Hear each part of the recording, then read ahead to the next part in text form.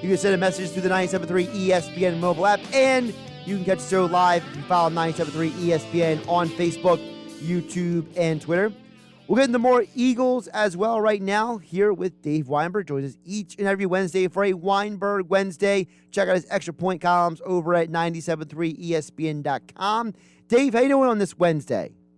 I'm doing well, Josh. How are you? I'm doing pretty good. And, it's a good day when football is officially back. I know they're all only running around in, shorts and T-shirts at this point, but it's better than not having anything. And, Dave, you wrote an extra point column over at 973ESPN.com, and you have been very, very specific and consistent in what you believe should happen to Zach Ertz. So I will let you – I don't want to characterize any of your positions, so I will let you go ahead and give it.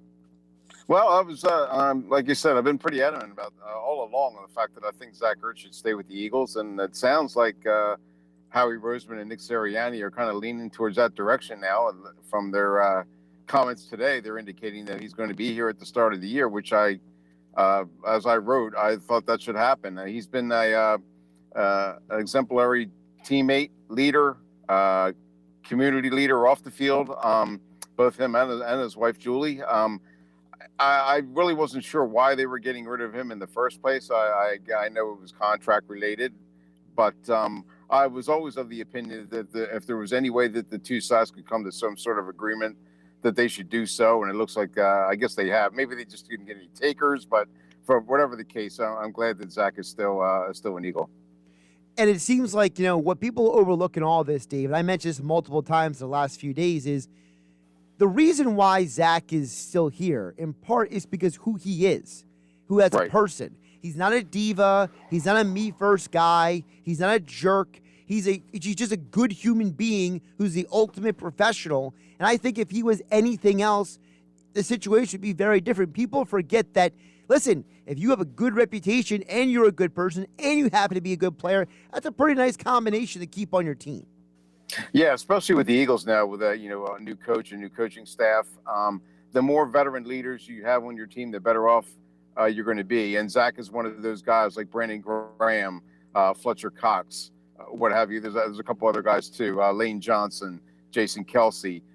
Those guys are character guys for the most part. They can, and they'll have an influence on the younger players that they're bringing in. They'll follow their lead. They'll lead and learn from them. And those are guys who can offer advice, encouragement, what have you. And Zach is certainly one of those guys. And like I said, I'm glad that he's here because I think they need him.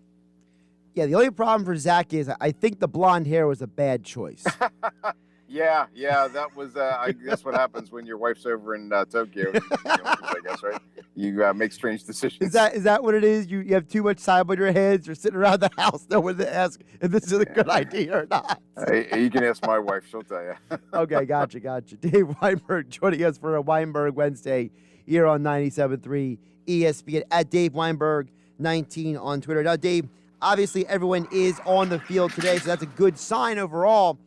And one of the things about them being back on the field is the fact that Jalen Hurts made the comment today. To me, this is one of the biggest stories of the day, even though it's not really a football thing. It's an environment thing. There's a media at the building. There was no media in the building last year. There was nobody talking. Everything was Zoom meetings. And even Jalen Hurts joked when the reporters were talking over each other. He was like, "This is how you guys do it. You just throw out questions randomly and talk over each other." Like even he was joking about it, but you could tell that everybody was happy to see other human beings asking them questions again, to the point where the players were coming into the meetings, the pressers, and saying, "Hey, it's nice to actually see you people." Yeah, I mean, there are guys on the team that never met us, never met the media. Right. Guys who were rookies last year or newcomers, they just don't, they have no idea who anybody is. I mean, they saw them on Zoom meetings, of course, but they've never got a chance to actually meet them. And that's a big advantage for a media person. If you can meet a guy face to face, you get a sense of his personality, his sense of humor. If you can form some sort of, I don't want to say friendship, but if you can form some sort of professional relationship with the guy, get to know him a little bit, that really helps you down the line during the course of a season, where there might be instances where the guy will come to you to talk rather than just a group meetings setting. So yeah, it's a great thing to see that they're finally interacting with one another as opposed to staring at a computer screen. Absolutely. The other thing that came out today was, I don't know if you saw Tim McManus's article about Lane Johnson and Jalen Hurts, but this is one of my favorite stories of the day. So Jalen Hurts has been working out with offensive linemen this offseason to the point where they literally have a mural on the wall of the players with him saying, "We got your back." Like, I don't know about anybody else, but you know how rare it is for players who are not quarterbacks to embrace a quarterback like that? Say, "Yeah, man, come lift with us. Oh, yeah, by the way, you deadlift over 500 pounds and you squat over 500. You could hang with us offensive linemen." Like, to me, that's a huge sign of the kind of person Jalen Hurts was. Because you know who wasn't working out the offensive lineman? It was Carson Wentz, right? You know who wasn't hanging out with the offensive lineman? It was Wentz. And you know what? Hurts, I think, is just a breath of fresh air to me, Dave. Yeah, I mean, I've made this comment before to people that, Carson might have a better arm, but when you talk about leadership, he doesn't hold a candle to Jalen Hurts. Jalen's shown that his entire football career almost, with Alabama, with Oklahoma, and even with the Eagles last year. I mean, he was albeit a backup for most of the year, but those kind of players, they shine through and they resonate with people, and the offensive linemen embraced him, like you said. Nothing against Carson. Best of luck to him in Indianapolis, but I think this Jalen experiment is going to turn out to be very good for the Eagles. I think he's going to be the player that people expected. Maybe they had some questions last year, and rightfully so. But again, as we've often discussed, there was no training camp, there was no preseason. He really didn't have a regular season until the final month or so. So now he's got a full off season to learn a new system, to bond with the players like he's been doing with Lane and the other offensive linemen at Lane's barn in Moorestown. So yeah, it's a real positive, and now they respect Jalen. Although I'm sure they always respected him, but now they appreciate him, they support him, and they're ready to have him lead them. Dave Weinberg joining us, Weinberg Wednesday here on 97.3 ESPN. We'll be talking Eagles throughout the entire process, because not just because Dave covered the Eagles for over 25 years, but because it's football season, Dave, and I'm so happy it's back. On the flip side, though, it's a bad last 36 hours for the Phillies. Horrible last 36 hours. You thought you had a pitcher, Tyler Anderson. Now he's with the Mariners because apparently there's some medical mishap that held that up. Starling Marte got traded to the A's for literally one player, for goodness sake. You don't have no game tonight because the Nationals apparently have a COVID outbreak, and the game's being rescheduled for tomorrow with I don't know what players, because you basically have to ship up like 8-10 guys from the minor leagues to play tomorrow for the Nationals. So the Phillies better win the 2 games tomorrow. Oh, and by the way, you still have traded for 0 pitching. Dave, how do you not make any trades at all? Chuck Fletcher's losing his mind, making $2 million trades to Flyers, and Dave Dombrowski's sitting on his hands looking at himself in the mirror.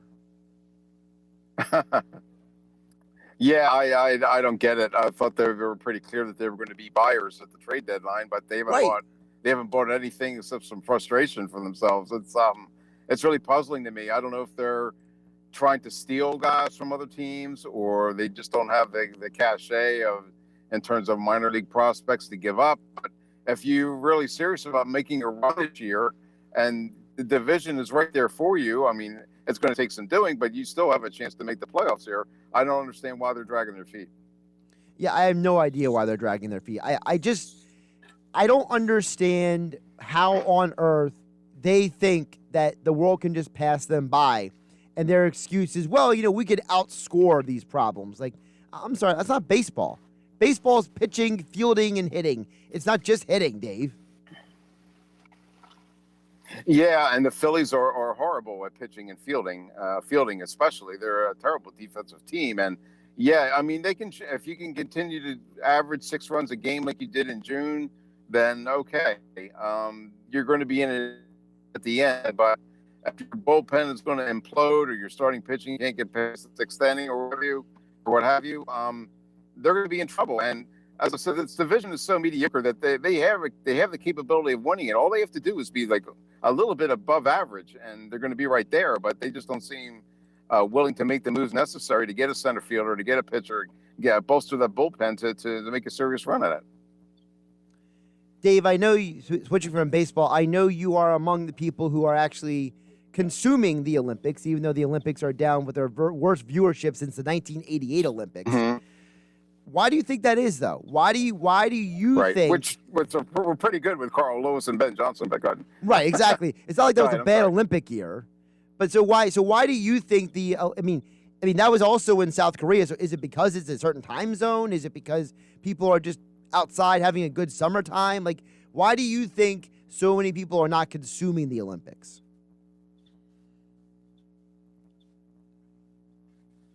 I think the year's delay certainly didn't help. I mean, when it's an Olympic year, everybody gets kind of get revved up behind the personal stories, the backstories of everybody. And I guess because they didn't have it last year, people kind of forgot about it. And as I'm sure you know, there aren't really any, I think there are, but there aren't a lot of like so-called household names like the Michael Phelpses of the world who people know. I mean, Southern by was, I guess, until she decided to pull out for whatever reason yesterday. And, but Katie Ledecky, those kind of, they can't, I don't know if they can carry the whole thing by themselves. There's no, and there's no Usain Bolt for everybody to latch on to. And when the track and field portion comes around. So I guess maybe people just aren't familiar with the names enough to really follow it. I mean, I am, because I'm a fan of those sports. I really enjoy watching swimming. I enjoy the gymnastics. I enjoy track and field. I wish I'd been able to watch more of the surfing, because I think that's really cool that it's in the Olympics for the first time. But yeah, I don't know if people are just like, I think too much. I don't know if too much time went by, but it just seemed like people were used to not seeing it, so they really didn't get invested in it. See, my biggest problem, Dave, is this. On Sunday morning, when Team USA was losing to France, I couldn't find it on NBC. I couldn't find it on MSNBC. I couldn't find it on USA. I couldn't find it on NBC Sports Network. They got water polo, right. They got doubles tennis, they had equestrian, and they had men's beach volleyball on at 10 o'clock in the morning. Like, I'm sorry, shouldn't the men's basketball be on ahead of at least one of those sports? That's my problem with the Olympics. I feel like NBC has completely mismanaged this thing. So you're saying you would have watched women's beach volleyball, though, right? No, I wanted to see the men losing to France. Why should any of those sports be on instead of that? Yeah, I'm absolutely in agreement with you. I don't know what their decision-making is. Yeah, NBC has not done the best job. I mean, you can find the Olympics all over the dial. I mean, up and down. Virtually every NBC-affiliated station has something. Yeah. There was judo on today. There was tennis. There was cycling. There was swimming.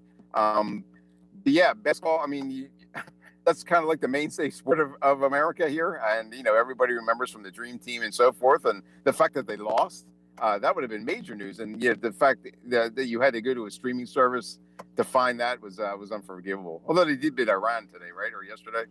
Yeah, they beat Iran by like 60. So, but I can't even name it. I can't name a player on the Iran national team. So does that really count? Like I can name half of France's team, Dave. Oh, okay. Well, that's more than I can. So that's good. Well, I mean, France at least has NBA players on the team, like Rudy Gobert and Evan Fournier. True. I don't even know if Iran has professional players on their team, honestly. Maybe they do. I don't know. Yeah, probably not. Yeah, I would doubt it. So, Dave, moving forward this summer, okay, so obviously we're getting in the football season. The Olympics are like a couple more weeks left. What is the Dave Weinberg sports consumption going to be like? Because we're kind of in that weird period in the middle of things right now. This summer? I'm a big baseball guy, so I'll continue to follow that for through the rest of the regular season, playoffs, World Series, and NFL is really cranking up now. I mean, it's going to be just a couple of weeks before preseason starts, so hoping to I'm really heavily invested in that. So, but as far as live sports, besides the Eagles, boxing's returning to Atlantic City this Saturday night. So I'm really looking forward to that. I mean, it's been 14 months, 15 months since there's been a fight, a boxing event in Atlantic City. So the fact that that's going back to Showboat is a big deal, I think. And I enjoyed lifeguard races too. As a matter of fact, I'm getting ready to. That's why I have the sunglasses on. I'm getting ready to go over to the KMA Point Women's Lifeguard Challenge right down the street here. So, that's a unique sport to South Jersey. Not many people know about it, I guess, but that's one of the bigger sports in the area, lifeguard racing, and it culminates with the South Jersey Championships in a couple of weeks at Longport. So I'll try to take in as many of those as I can too. There you go. Dave Weinberg giving you the full gambit of what he's keeping an eye on. Weinberg Wednesday, each and every Wednesday here on Game Night on 97.3 ESPN, at Dave Weinberg 19 on Twitter. Check out his extra point columns over at 97.3ESPN.com. And don't forget about his podcast, Tequila and Touchdowns with Dave Weinberg. And he joins us each and every Wednesday on the video stream. Dave, enjoy the races today, and we'll catch you next week. Thanks, Josh. I appreciate it as always. Talk to you next week.